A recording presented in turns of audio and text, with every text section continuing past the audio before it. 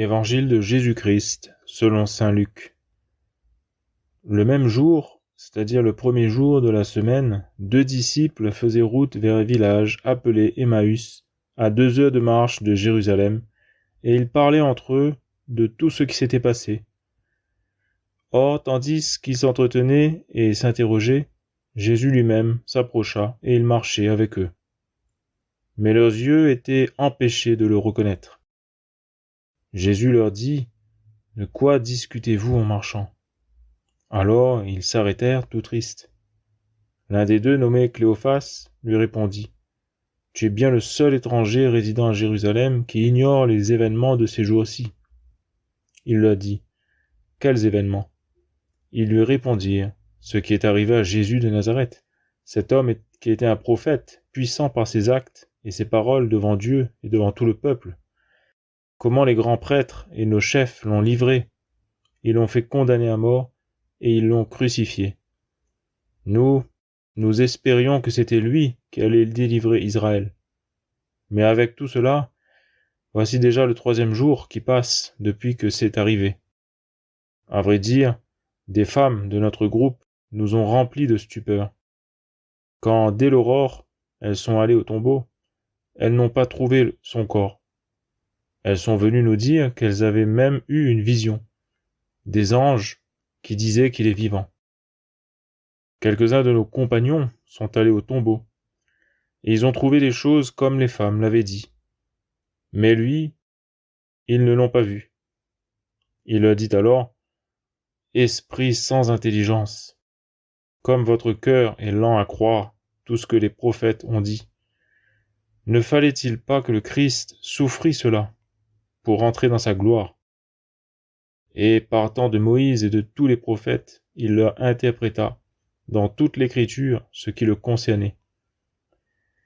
Quand ils approchèrent du village où ils se rendaient, Jésus fit semblant d'aller plus loin.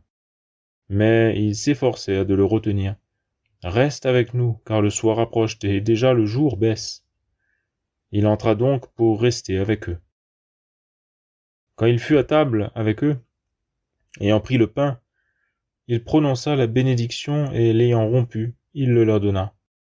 Alors leurs yeux s'ouvrirent et ils le reconnurent, mais il disparut à leur regard. Ils se dirent l'un à l'autre : notre cœur n'était-il pas brûlant en nous, tandis qu'il nous parlait sur la route et nous ouvrait les Écritures ? À l'instant même, ils se levèrent et retournèrent à Jérusalem. Ils y trouvèrent réunis les 11 apôtres et leurs compagnons, qui leur dirent : « Le Seigneur est réellement ressuscité, il est apparu à Simon-Pierre. » À leur tour, ils racontaient ce qui s'était passé sur la route et comment le Seigneur s'était fait reconnaître par eux à la fraction du pain. Le livre du ciel, tome 35, le 6 mars 1938. Ma bonne fille, comme je voudrais que toutes sachent ce que signifie vivre dans mon divin vouloir. Cela semble incroyable, mais sais-tu pourquoi ?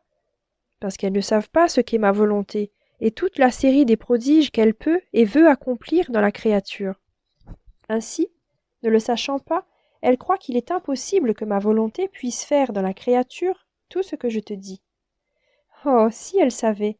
Ce que ma volonté fait et dit est peu de choses. C'est la connaissance qui nous met en marche vers la créature et prépare notre place, formant l'espace où nous pouvons placer nos prodiges inouïs. C'est la connaissance qui forme les yeux pour être capable de voir et d'apprécier nos merveilles divines. Tout est prodige pour celle qui vit de notre volonté. Tu dois savoir que lorsqu'une créature accomplit ses actes dans ma volonté, toutes les choses créées demeurent animées par sa volonté et sa parole. Toutes les choses possèdent une voix.